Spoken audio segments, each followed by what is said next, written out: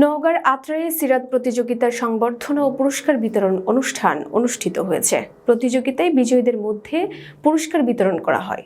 অনুষ্ঠানে শতাধিক প্রতিযোগীদের মধ্য থেকে বাছাই করে ৩ জনকে ওমরা হজ পালনে বিমানের টিকিট দেওয়া হয়।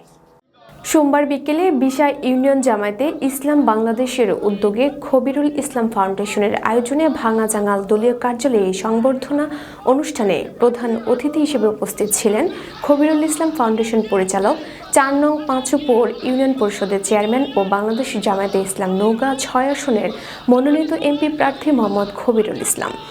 অন্যান্যদের মধ্যে উপস্থিত ছিলেন বিশা ইউনিয়ন বাংলাদেশ জামায়াতে ইসলাম সভাপতি মোহাম্মদ শাকিল হোসেন, সাধারণ সম্পাদক সুজন আলী, সমাজ কল্যাণ বিষয়ক সম্পাদক মোহাম্মদ জহুরুল ইসলাম জনি সহ উপজেলা ইউনিয়ন ওয়ার্ড কর্মীরা। আলোচনা শেষে বিজয়ী প্রতিযোগীদের হাতে ওমরা হজ পালনের পুরস্কার হিসেবে বিমানের টিকিট তুলে দেন। এতে প্রথম স্থান অধিকার করেন মোহাম্মদ গোলাম মোর্শেদ, দ্বিতীয় স্থান অধিকার করেন মোহাম্মদ মাহফুজুর রহমান, তৃতীয় স্থান অধিকার করেন নামাজ প্রশিক্ষণ, কোরআন শিক্ষা ও সিরাত পাঠ প্রতিযোগিতার প্রোগ্রাম পরিচালক মোহাম্মদ আরিফুল ইসলাম।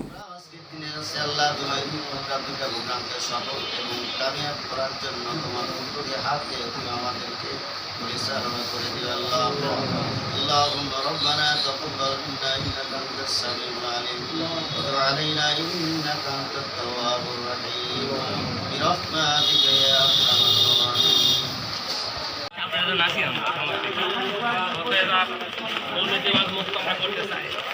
চাঁদাবাজ মুক্ত সমাজ করতে চায়।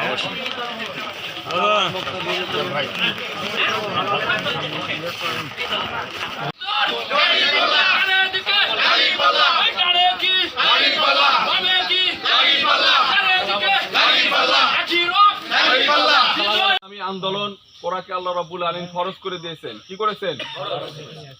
যেমন আকিমুস সালাত মানে কি নামাজ পড়া ফরজ নাই, আল্লাহ বলেছেন আকিমুদ্দিন, দিন প্রতিষ্ঠা করা ফরজ। এবার কিভাবে আল্লাহ তাআলা বলছে আকিমুদ্দিন ওয়ালা তাফাররাকু বি, দিনকে সুপ্রতিষ্ঠিত করে ঐক্যবদ্ধভাবে, এটা একা করা সম্ভব নয়। রাসূল সাল্লাল্লাহু আলাইহি সাল্লাম তার সাহাবীদেরকে নিয়ে প্রতিষ্ঠা করেছেন, একা করেছেন নাকি? না। এবং তিনি দীর্ঘ ১০ বছর প্রেসিডেন্ট ছিলেন তো নাকি? এবং তিনি প্রেসিডেন্ট থাকা অবস্থায় সর্বশেষ যে আয়াত নাযিল করেছেন, আল্লাহ রাব্বুল আলামিন বলেছেন আল-ইয়াউমা আকমালতু লাকুম দীনাকুম ওয়া আতমামতু আলাইকুম নি'মাতি ওয়া রাদিতু লাকুমুল ইসলাম দীনা, আজকে তোমাদের জন্য জীবন ব্যবস্থা হিসেবে ইসলামকে পরিপূর্ণ করে দিলাম এবং একমাত্র ধর্ম হিসেবে জীবন। কিন্তু রাষ্ট্রীয় ক্ষমতায়, সমাজ পরিচালনায়, সব জায়গাতে আমরা যদি অনিসলামিক জীবন ব্যবস্থা প্রতিষ্ঠার জন্য আমরা সংগ্রাম করি আর নামাজ পড়ি, এই নামাজ কোনো কাজে আসবে না।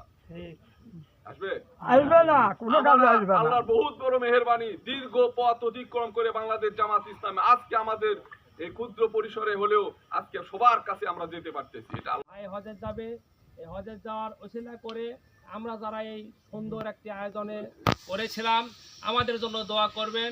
এই ধরনের আয়োজন আমরা যাতে ক্ষমতায় যে আরো মানুষ পরিবর্তনের জন্য বেশি বেশি করতে পারি এবং আল্লাহ যেন আমাদেরকে দিন কায়েমের এই কাফেলায় আমৃত্যু মজবুতের সাথে আমাদেরকে কবুল করেন, এই দোয়া আছে। আমি আমার সংক্ষিপ্ত কথা শেষ করছি।